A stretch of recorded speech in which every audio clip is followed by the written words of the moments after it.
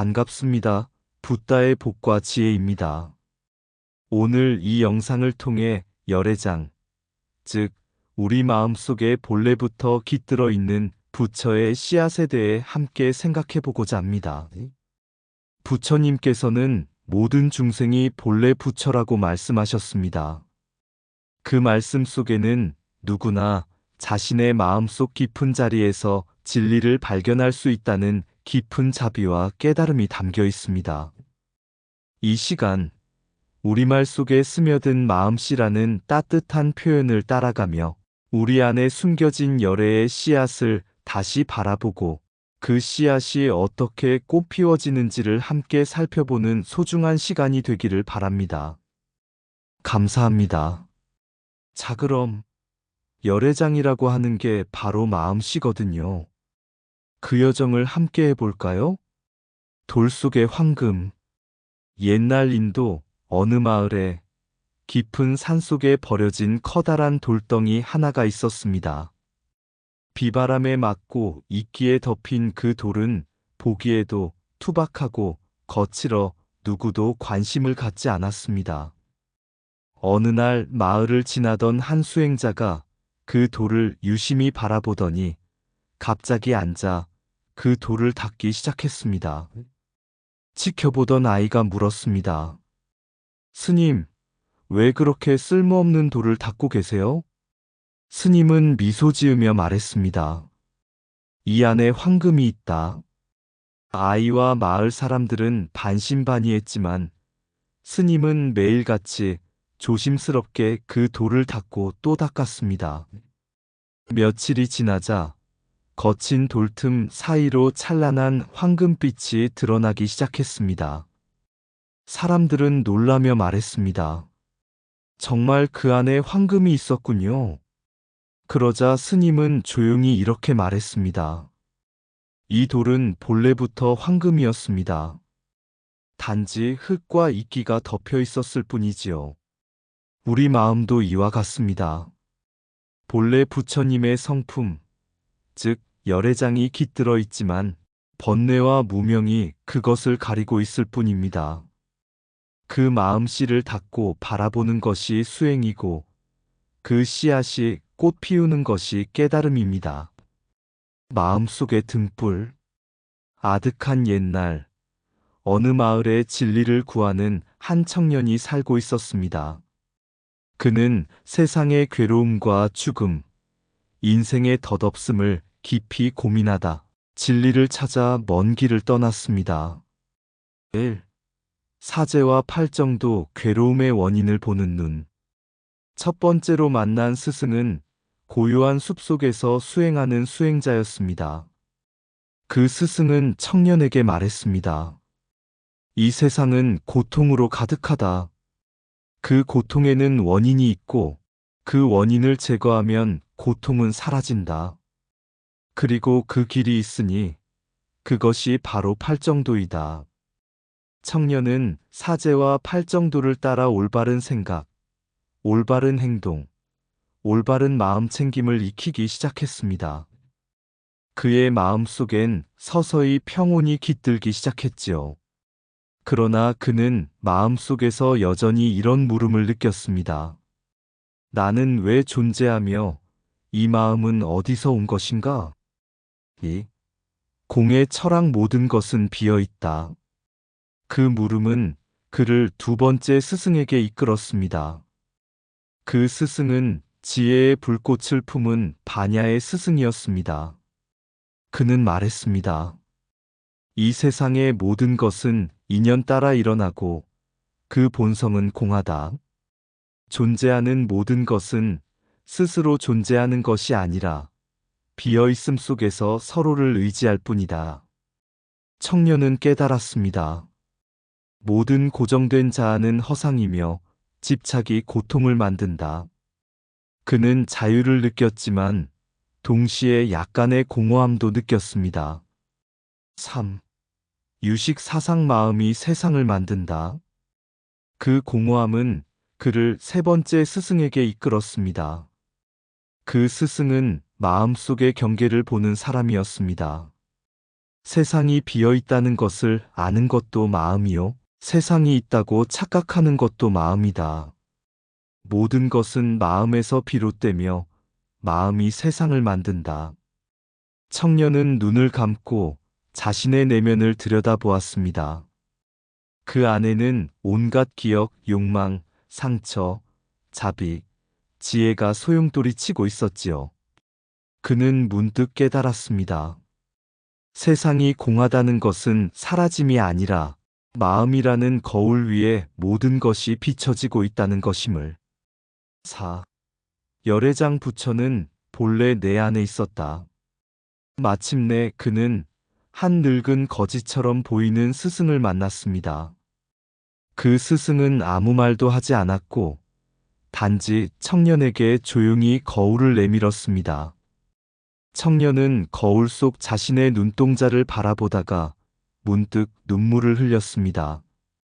이 거울 속 마음, 이것이 바로 부처였구나. 나는 진리를 찾아 멀리 왔지만 그 씨앗은 처음부터 내 안에 있었던 것이었구나. 이 마음 속 깊은 곳에 영원히 꺼지지 않는 열애의 씨앗이 있었다.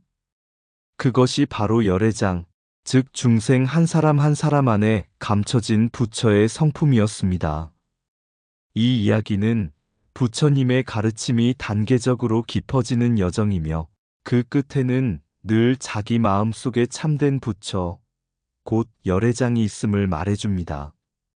고통을 이해하고 사제, 세상이 비어 있음을 알고 바냐, 그 빈 마음이 모든 것을 비추는 거울임을 깨달아 유식. 마침내 그 거울 속 부처를 만나는 것 열애장, 이것이 불교 사상의 흐름이고 부처님 참뜻의 길입니다.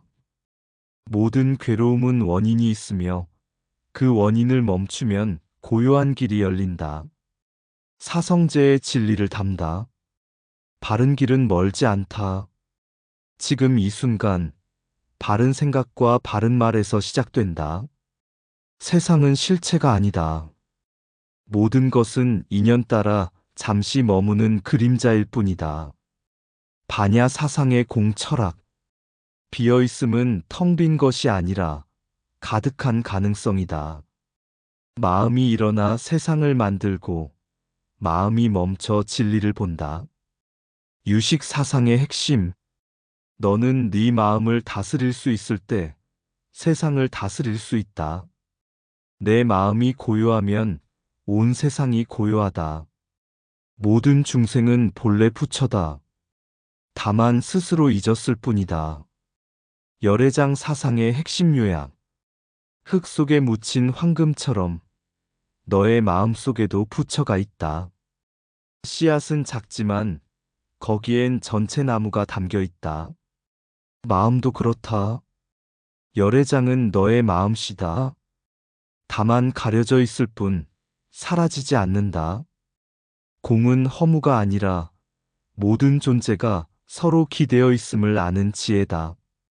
깨달음은 밖에 있는 것이 아니라 안에 숨어 있는 것을 바라보는 눈이다. 내가 나를 잊을 때 비로소 진짜 나를 만나게 된다. 수많은 길이 있지만 진리는 늘 마음에서 시작된다. 그리고 그 마음은 부처다. 다리를 건너 부처를 만나다. 옛날 어느 때 진리를 찾는 한 학생이 있었습니다. 그는 사바세계의 고통을 깊이 느끼며 어떻게 하면 중생의 본래 자리를 볼 수 있는가? 라는 질문을 품고 오랜 수행의 길에 나섰습니다. 1. 구사론법을 분별하다.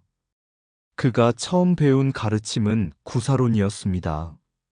그곳에서는 세상의 모든 현상을 상세히 분석하고 분별하여 이해하는 방법을 가르쳤습니다. 모든 법은 인연 따라 일어나며 집착 없이 살펴야 한다. 법의 구조를 분해하며 고통의 원리와 마음의 작용을 알아차리는 공부였습니다. 하지만 학생은 느꼈습니다. 이 분석은 날카롭지만 어디론가 닿지 못한다. 나는 알고 있지만 아직 느끼고 깨닫지 못하고 있다. 2. 석대승론 마음의 통로를 열다. 그때 그는 석대승론을 만났습니다. 석대승론은 구사론의 분석적 전통을 잇대 그 분석 너머에 있는 큰 마음, 곧 대승의 자비와 불성을 말하고 있었습니다. 중생은 모두 열반에 이를 수 있는 성품을 지녔다. 그 마음 안에는 열애의 씨앗이 숨겨져 있다. 석대승론은 그에게 말합니다. 너의 분별은 이제 다리 위에 올라섰다. 그 다리를 건너 내 마음의 본래 고향으로 돌아가야 한다. 그것은 구사론에서 출발하여 대승기신론으로 가는 가교의 역할이었습니다. 3. 대승기신론 열애의 씨앗을 보다. 그는 대승기신론을 통해 깨달음을 조금씩 느끼기 시작했습니다. 이 논서에서는 한 마음 속에 번뇌와 깨달음이 함께 존재한다는 역설적 진리를 가르쳤습니다. 중생의 마음은 본래 부처의 마음이다. 다만 무명 때문에 가려졌을 뿐, 지혜로 보면 본래 청정하다. 학승은 울었습니다. 나는 나를 미워하며 떠났지만 내 안에 이미 부처가 있었다는 걸 이제야 보았습니다. 4. 법화경열 반경 모든 존재는 귀의한다. 그가 마지막으로 읽은 것은 법화경과 열반경이었습니다. 그곳에서는 열애장을 더 이상 개념이나 추상이 아니라 모든 중생의 본래 성품으로 선언하고 있었습니다. 모든 존재는 본래 부처의 자리에 회귀한다. 일체 중생은 불성을 갖추었다. 진리는 먼 곳이 아니라 지금 이 마음에서 피어난다. 그는 이제 알았습니다. 구사로는 뿌리요, 석대승로는 그 뿌리에서 자라난 줄기이며 대승기신로는 마음에 피어난 꽃이었고 열애장 사상은 그 꽃 속에 감춰진 씨앗이었다. 그 씨앗은 법화경과 열반경에서 완전히 피어 부처가 되었습니다. 이 이야기는 불교 사상의 진화 과정을 한 수행자의 깨달음 여정으로 상징화한 것입니다. 석대승론이 분석적 지혜구사론과 불성의 자각대승기신론 사이에서 다리의 역할을 한다는 것을 부드럽게 보여주지요. 분별은 배움의 시작이고 자비는 깨달음의 완성이다. 구사론에서 대승으로 향하는 마음. 지혜가 날카로울수록 마음은 더욱 부드러워야 한다. 진리는 이론의 끝에서 피어나는 자비의 꽃이다. 석대승론의 역할. 너는 이미 다리 위에 있다. 이제 마음의 저편으로 걸어가라. 모든 법은 분석될 수 있지만 부처의 마음은 느껴야만 한다. 중생은 어둠 속의 씨앗이다. 빛은 안에서 싹튼다. 열애장 비유. 마음의 흙을 걷어내면 그 안에 부처가 앉아 있다. 깨달음은 멀리 있지 않다. 다만 가리고 있을 뿐이다. 내 안의 번뇌는 진리의 그림자였음을 부처님은 알고 계셨다. 열애장은 부처님의 침묵 속에 전해진 가장 조용한 진리이다. 석대승론은 다리였고 나는 그 다리를 건너 부처를 만났다. 공부는 외우는 것이 아니라 마음속 본래의 자리를 기억하는 것이다. 모든 가르침은 너는 이미 부처다라는 사실을 기억하게 하기 위함이다. 진리는 논리가 아니라 존재 깊숙한 곳의 눈물이다. 마침내 나는 안다. 나는 찾은 것이 아니라 본래 가지고 있었던 것을 되찾았음을. 말 속에 깃든 부처. 어느 봄날 한 스님이 어린 제자와 함께 산길을 걷고 있었습니다. 들길에 핀 꽃들과 나무가지 위에 새소리, 시냇물 소리가 고요한 산중을 감싸고 있었습니다. 제자가 물었습니다. 스님, 부처님은 어디 계세요? 스님은 미소 지으며 되물었습니다. 그 말, 참 따뜻한 마음씨로 물었구나. 제자는 눈을 깜빡이며 말했습니다. 마음씨요? 그게 무슨 뜻이에요? 마음씨라는 말 속의 열애장. 스님은 천천히 대답했습니다. 우리가 흔히 쓰는 마음씨라는 말에는 부처님의 뜻이 숨어 있단다. 열애장이란 건 부처의 씨앗이 우리 마음 깊은 곳에 깃들어 있다는 뜻이지. 그 씨가 바로 마음의 씨, 마음씨란다. 그래서 착한 사람을 보면 우리는 마음씨가 곱다고 말하지. 그 말에는 그 사람 마음 속에 열애의 성품이 맑게 드러나고 있다는 뜻이 담겨 있단다. 이 솜씨, 맵시 표현된 불성의 빛깔. 솜씨란 건 마음이 손끝으로 드러난 것이고, 맵시란 건 마음이 모습으로 드러난 것이지. 씨앗은 작지만 그 안에는 온전한 생명이 담겨 있어. 우리의 언어는 그런 씨앗들을 살려 말로 피워낸 꽃이란다. 제자는 고개를 끄덕이며 말했다. 그럼 마음씨도 부처님 씨앗처럼 조심히 다뤄야겠네요. 스님은 미소 지었다. 그래, 마음씨는 늘 가꾸어야 꽃이 피지. 3. 불교에서 온 일상의 언어 수라장과 야단법석. 산길을 내려오던 중 멀리서 사람들이 시끄럽게 떠드는 소리가 들렸다. 제자가 말했다. 스님, 저긴 완전 수라장이에요. 스님은 고개를 끄덕이며 말했다. 맞다. 수라장이란 말도 불교에서 온 말이지. 수라는 싸움과 혼란을 상징하는 신이란다. 지금도 우리는 불교 용어를 그대로 쓰면서도 그걸 모르고 있는 경우가 참 많지. 야단 법석도 마찬가지야. 야단, 즉 들판에 법석을 차려 법회를 열던 풍경에서 유래한 말이지. 법을 펼치는 그 자리도 떠들썩했기에 지금은 소란의 의미로 남았단다. 그러나 그 어원은 진리의 법이 울리던 자리였지. 4. 삭신 사투리 속의 색신. 스님은 마지막으로 이렇게 말했습니다. 경상도 사람들은 몸이 쑤시면 삭신이 쑤신다고 하지. 그건 사실 불교에서 말하는 색신의 발음이 변한 것이란다. 색신은 단순한 육체가 아니라 이 몸도 결국 덧없고 무상하다는 의미가 담긴 불교적 존재관이야. 우리말 속에 살아있는 열애의 숨결. 스님은 조용히 말했습니다. 이렇게 우리말 속에는 부처님의 가르침이 살아있어. 말이 단지 소리가 아니라 마음의 거울이 되고 진리를 담은 씨앗이 되는 것이지. 제자는 그날 이후 사람들의 말을 들을 때마다 그 속에 숨겨진 부처의 씨앗, 마음씨의 향기를 느끼게 되었다고 합니다. 이 이야기는 열애장 사상이 단지 철학이나 논서에 머무는 것이 아니라 우리말과 일상 속 깊은 정서에 스며 있다는 것을 보여줍니다. 씨라는 순우리말은 열애장을 가장 아름답게 번역한 언어적 깨달음이며 그 속에서 우리는 내가 곧 부처다라는 진리를 실감하게 됩니다. 말은 사라지지만 마음씨는 오래 남는다. 마음은 씨앗이고 언어는 그 향기다. 부처는 법당에만 계신 것이 아니라 따뜻한 마음씨 속에 머문다.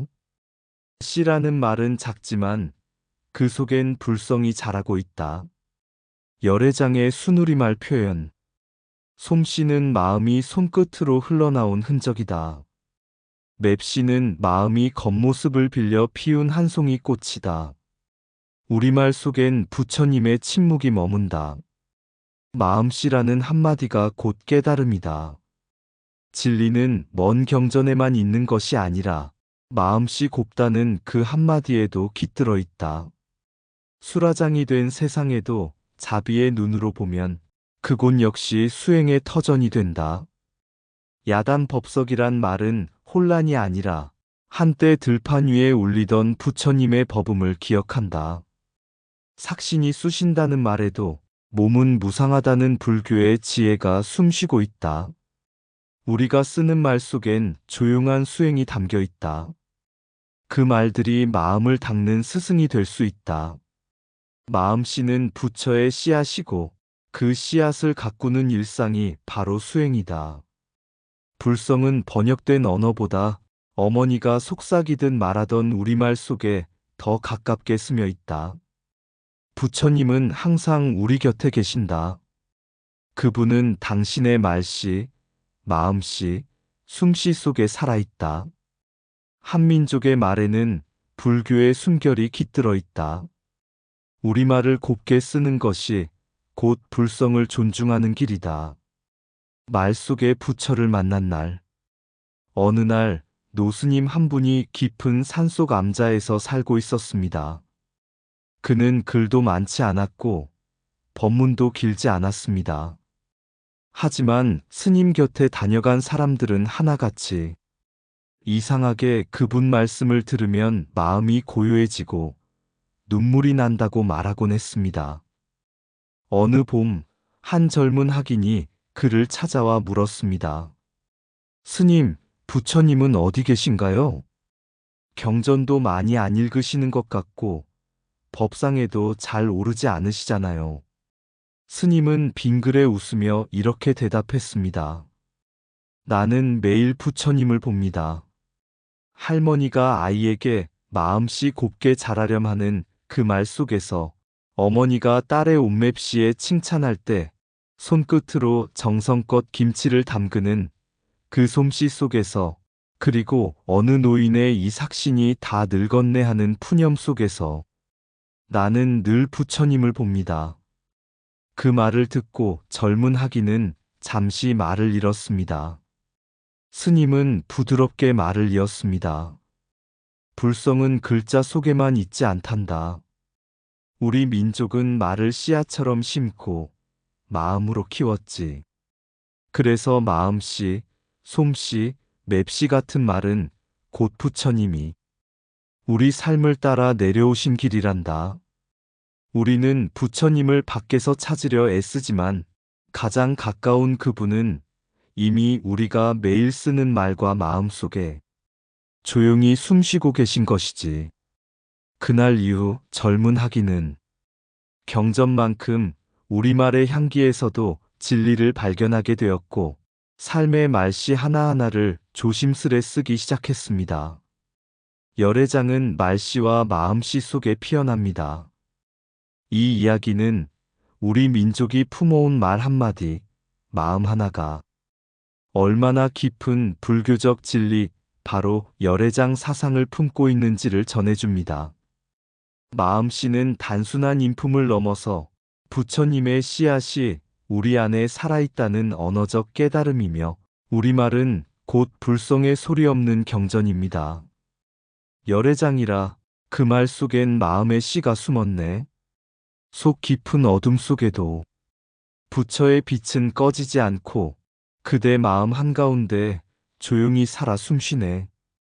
성론종의 글귀를 따라 진리는 꽃처럼 피어나고 공을 지나 식을 지나 마침내 마음 하나로 돌아오네. 세상의 모든 씨앗은 마음에서 돋아나고 그 마음은 부처의 향기 담은 씨, 솜씨, 맵씨, 마음씨로 피어난다. 반야의 지혜가 일러주기를 모든 것은 공하되 헛되이 있지 않고 유식의 눈이 말하길 오직 마음만이 진실이라. 그러니 우리는 안다. 이 마음 깊숙이 숨겨진 그 씨, 그것이 바로 나였고 그것이 바로 부처였다는 걸. 삭신이 쑤시고 세상살이 고단해도 그 속에 열애의 씨앗은 살아있다. 수라장 속 야단 법석 속에도 진리는 조용히 씨앗으로 남는다. 그러니 잊지 말라. 우리말 속에 살아있는 부처의 숨결, 그 마음씨가 바로 열애장이니라. 이상 붓다의 복과 지혜였습니다. 오늘도 복지구족한 날 되세요. 구독과 좋아요는 붓다의 복과 지혜를 밝히는 큰 자비의 등불이 됩니다.